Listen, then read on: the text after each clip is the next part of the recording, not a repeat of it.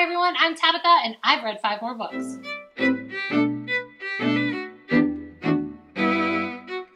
Regular watchers of this channel will already know this, but I do book reviews every time I've read 5 books. You should know that I don't read just one specific age category or genre. I'm actually a reader of pretty much anything. So I will make sure to tell you what age category, what genre it is, and more importantly, what kind of readers I think will love the book that I'm reviewing. I do use a 5-star rating system to review all my books, so I'd like to take a quick second to tell you about that system. 5-star ratings are reserved for books that I absolutely love, that I think transcend genre. In other words, you might love this one even if you don't normally read the genre it's written in. 4-star books, on the other hand, are books that I absolutely love and think are great books, but they're more specific to the genre they are written for. 3-star ratings are for books that I think are good books, but they have a really niche audience. You might not love this one, even if you normally read this genre. 2-star ratings are the ratings I reserve for books that I think are problematic. I do try to explain some of the problems in the What I Didn't Love section so that you know if it's the kind of thing that would really bother you or not. 1-star rating, on the other hand, are reserved for books that I honestly didn't enjoy and can't recommend. They're just not for me. All right, with that out of the way, let's get to the reviews. The next book I read in the month of March was Murder on Tyneside by Eileen Thornton. This is an adult age category mystery thriller. It is a 2016 publication by Creativia Publishing, and it was 252 pages. I actually received a copy of this audiobook from the author in exchange for an honest review. Your synopsis. Agnes Lockwood is spending a few days in Tyneside, catching up on her past. When some jewelry at her hotel goes missing, Agnes becomes more ingrained in the mystery than she ever imagined. So what didn't I like about this book? Well, the first thing I can say I didn't like is that this one utilizes civilian involvement in a police investigation. I like a good detective novel, but this one is different. Our main character is not a detective. She's just a senior citizen who happens to be in the wrong spot at the right time for getting herself involved in a mystery. So I had to roll my eyes a few times at the way the police were allowing her to involve herself in this case. It just didn't seem like there was any pushback or hesitation, which didn't really feel real. The second thing I can say I didn't like about this one is the ending. I wasn't a big fan of it. There wasn't anything like inherently wrong with it. There's nothing I can pinpoint exactly and explain to you without spoilers. I just wasn't crazy about those last few pages. I can't say anything else without spoilers, so I'll leave it at that. The third thing I can say I didn't like about this one is it felt a little outdated. Now, obviously, you know I'm not actually a detective. Most of my knowledge from crime scenes and crime solving comes from books and television shows. However, when I say that, I mean I watch like true crime television shows and read true crime books. So I have some sense of some of the things that real detectives would do, and this felt a little outdated. They didn't do any of the things that I thought I would normally see from them. There wasn't a discussion about key cards, enough discussion about key cards at the hotel. There wasn't enough focus on the windows at the hotel, and there was a complete lack of a conversation about closed circuit TV. Even if they don't have it, nobody ever asks, and I thought that was a little strange. So what did I like about this one? Well, the first one, and this is a big one, is that Agnes isn't your typical main character, especially not for a crime mystery style novel. I like variety in my stories, and I like that Agnes reads as an older, more mature woman, and I kind of valued her excitement attitude and her involvement in the case, even while also thinking it was a little unrealistic. So I really liked Agnes. She was a fun character with a lot of personality. The second thing I liked about this one is that it is a solid mystery. I always enjoy trying to figure out a puzzle before the characters completely figure it out. This one certainly provides satisfying clues that will help mystery readers enjoy it. The third thing I liked about this one is that mystery completely ruled this story. That's to say that any implied romance in this one took a backseat to the mystery. I think there are some authors out there who their mystery almost falls as a subplot to what's really a romance story. And I've actually rated some pretty low before because of that. This mystery story was the exact opposite. The mystery was the focus all the way through, and any romance fell to the wayside, and I appreciated that this book was focused. So who do I think should read this one? If you're a reader who likes a cozy little mystery that won't scare you too much, but it has lots of clues that you feel like you'll enjoy following, right along with a fun main character, you're going to love this one. My rating? I gave this one 3 stars. It's a good mystery book. It's going to appeal to mystery fans who enjoy following those little clues and don't have a problem with slightly outdated detective issues. So 3 stars for Murder on Tyneside by Eileen Thornton. The next book I read for the month of March was The Crooked Kingdom by Leigh Bardugo. This is a young adult age category fantasy story. It was published in 2016 by Orion Children's Books, and it is 536 pages. This is actually the sequel to Six of Crows. Your synopsis. Kaz Brecker and his crew have just pulled off the heist even they didn't think they could survive, but instead of divvying up their reward, they are right back to fighting for their lives. So what didn't I like about this one? Which I have to be careful of because I know this one has a huge fandom. I'm getting to the stuff I like. Relax. First thing I can say I didn't like about this one is that first chapter. It started me off on the wrong foot. It's from the point of view of someone who's not in Kaz's crew. I just wasn't a fan of starting it like that. In fact, once I finished the book, I still don't fully understand why we started with that chapter, and I just kind of wish we hadn't. Second thing I didn't like about this one, and it's not a big one for me, but it might be for some of you, is the language. This author does a great job of creating an entirely new world in this series, but like many fantasies that are going to drop us into an entirely new world, there's an entirely new language to learn.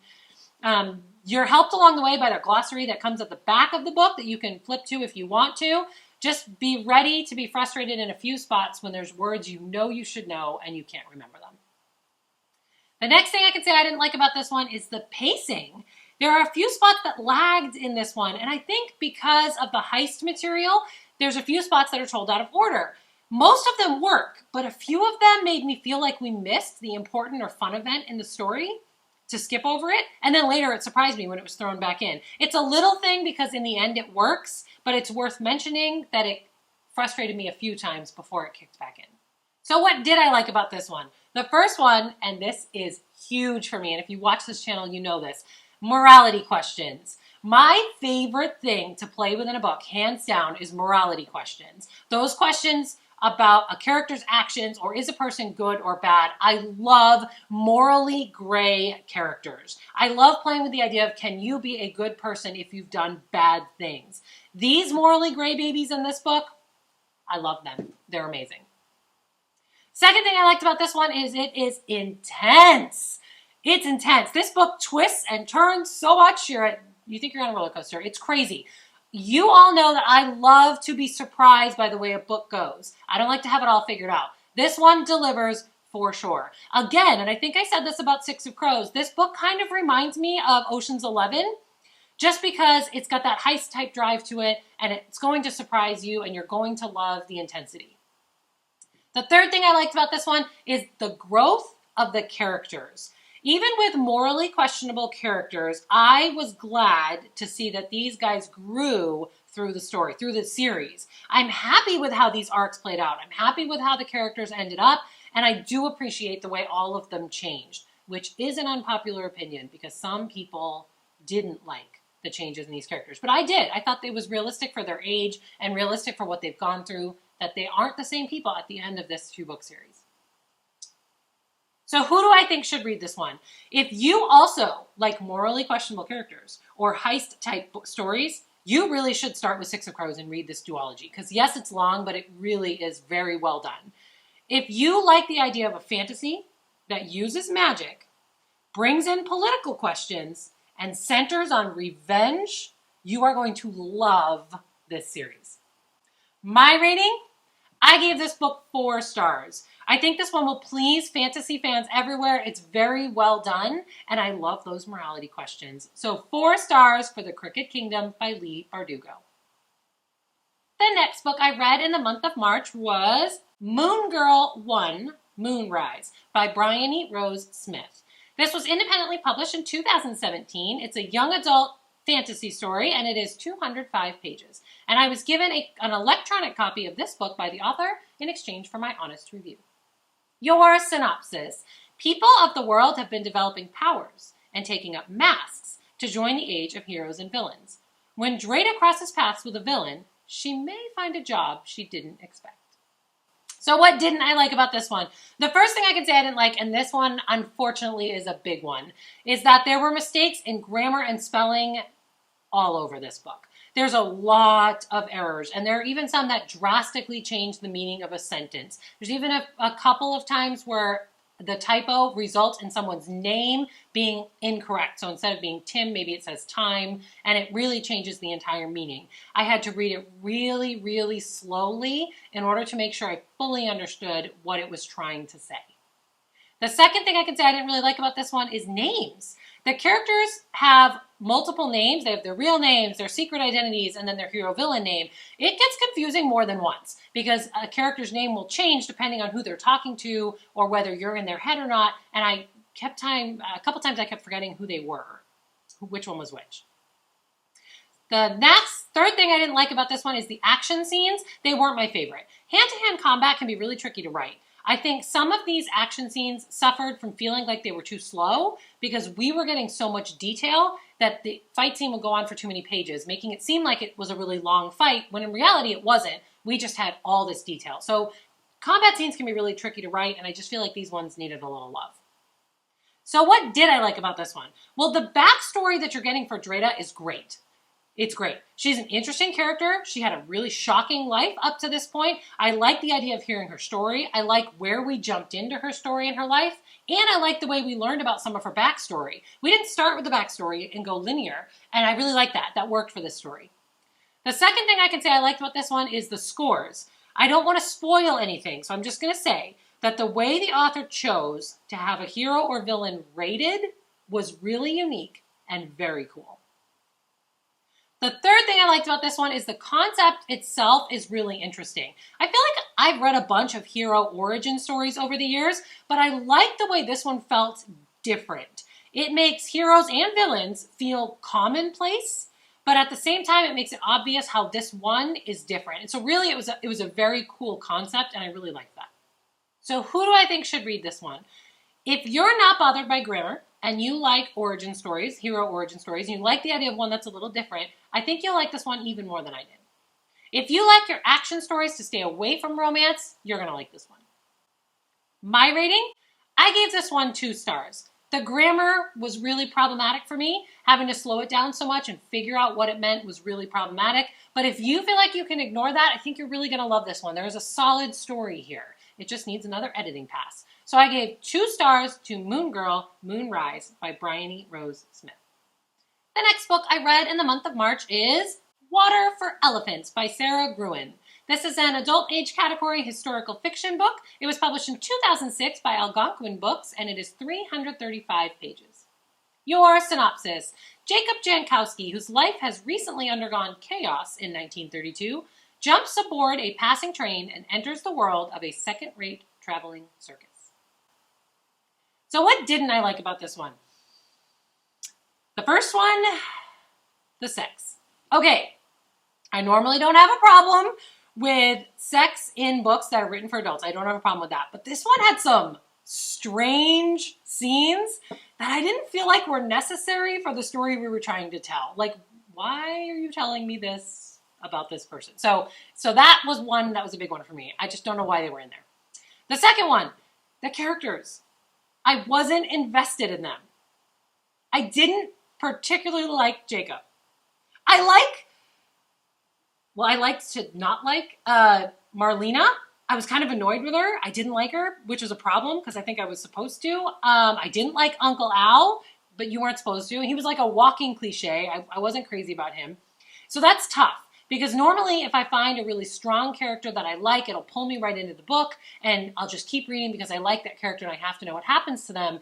And there just weren't those in this book, which is unfortunate. Third thing I didn't like about this one, the romance. This book suffered from some of my biggest problems with the romance genre, even though it was historical fiction. I can tell, if you've watched this channel, you probably already know, I knew the romance wasn't going to be my favorite, but I thought it was a backstory, and honestly, this felt like a romance book with a historical fiction backstory. So that was unfortunate. if you've read this book and you've seen my rant on romance on my blog, then you probably already know some of the things I don't like. Unfortunately, I can't point out too many of them without massive spoilers. But let's just say it had a lot of my non-favorite romance components.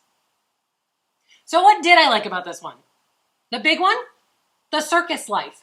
That's what I read this for. That's what I wanted this to be. I wanted to read about this depiction of what it was like to live during the Depression and be in part of the traveling circus. And it delivered on that front. So the glimpse into animal care, the treatment of workers, the drifters, that was great.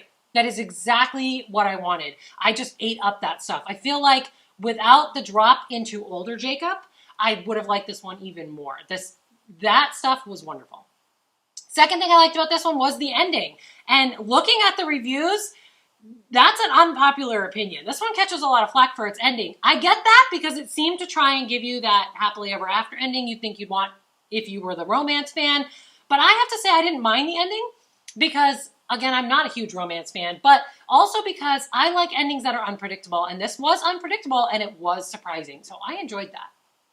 The third thing I liked about this one, and this is a popular opinion, Rosie the elephant. Someone asked me while I was reading this, who's my favorite character so far? And I had to say Rosie. She's written with personality. She makes me laugh. She actually had a story arc and I liked it. I just think Rosie was used in this book as a character, not a prop. And that's awesome. And I want to see more animals used like that. That was cool. So who do I think should read this one? If you are a romance fan who wants to try or isn't bothered by historical fiction, you will like this one more than I did. This might be your new favorite book. If you are a history fan or you're interested in books about, the 1930s and the Great Depression, and you feel like you can ignore the romance angle or you don't mind the romance angle, you're going to like this one. My rating? I gave this one 3 stars. It was good, but not every historical fiction fan will love it. You really have to be okay with the romance angle being played out in it. That makes it kind of niche. So 3 stars for Water for Elephants by Sara Gruen. This next book had been on my TBR list the longest before this month started. The next book I read for the month of March, I believe it's number 10 for March, 5 for this video, is Speaker for the Dead by Orson Scott Card. This is an adult age category science fiction novel. It is 382 pages and it was published originally in 1986 by Tor. The version I read was published in 1991. This book is the book that had been on my TBR the longest before this month started. It is also the sequel to Ender's Game. Your synopsis. 3,000 years after the events of the war in Ender's Game, a second alien race has been discovered. And again, there is confusion about who they are and what threat they may pose to the human race. When again humans begin to die, Ender is the only one who can confront the mystery and expose the truth. Will history repeat itself? So what didn't I like about this one? It had a slow start. Possibly because we're dealing with a whole host of new words, thanks to the aliens. It takes a bit to get going on this one and get used to the vocabulary and wrap yourself in this one. There is a helpful glossary towards the front that will give you those words if you need them, but you might lose some time flipping back and forth. Second thing I didn't like about this one, honestly, I can't think of a single other thing that I didn't particularly like. The ending might bother some people. It resolves a lot, but it still hints at events that may lead up to the third book. I'm fine with that, but if you like happily ever after all wrapped up endings, it might bother you. So what did I like about this one? This is a big one. The exploration of humanity and the differences between cultures is exposed in amazing ways in this book. Really in this series, but in this book. This alone made this book something I will recommend to so many people. Really. Because the theme for this one feels very different from Ender's Game. So if you've read Ender's Game, these feel different. In Ender's Game, right, you don't really know the depth of what's going on with the theme until the end of the book. Like, you think the book is about something different until the end of the book. In this one, you already know what's going on. Assuming you read Ender's Game. You, right from the beginning, you know what's going on. And so that automatically makes this book so much stronger than its predecessor. And this book is using an alien race to try to teach us about how we interact with each other and how we treat each other. And it's using an alien race because that's safe, but I feel like you could really dive deep into looking at how humans treat each other and learn lessons from that. That blew my mind. That theme was so well done in this one that I think that's a big one. Everybody should be reading that. Second thing I like about this one is Ender. I knew I was going to love him. His struggle with the mistakes he made in his past and the way he deals with that is remarkable. Ender would be a character study here in motivation and strength, and I just loved him. I loved him in the first book. I loved him even more in this book.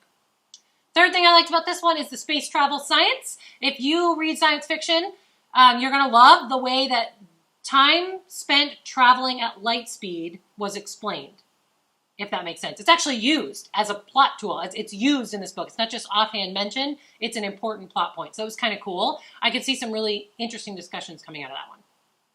So who do I think should read this one?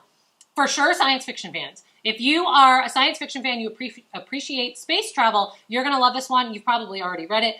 Space travel is well done. The alien race was obviously well thought out. Yeah, that was great. However, I'm also going to say, if you're a reader who likes books about humanity in general, you like to read about how people treat each other, how people relate to each other, you want to learn those big lessons, I can't underestimate how much that lesson will jump out at you here if you read this one. That was amazing, and definitely you should try it for that. My rating. I had to give this one 5 stars. That's the rating I reserve for books that cross genres, and in my opinion, that is exactly what this one does. You should read it. You should read this if you haven't already. The messages that stick with you after you close this book are huge. So 5 stars for Speaker for the Dead by Orson Scott Card. All right, watchers, you just heard me give this book 5 stars. That means if you have a book that you think is similar to this book, please make sure you drop the name of the book and the author down below in the comments, because I'll be choosing books based on this one for next month's TBR. Okay, that's it for me and the next 5 books that I read in March. I still have 2 more Shields to get to, so I'm hoping to have another review for you up before the end of the month. Drop a comment to let me know you're still here. Hit subscribe, tap that little bell so you know when I'm back. Keep plotting the path to your dreams, and I will see you soon. Bye!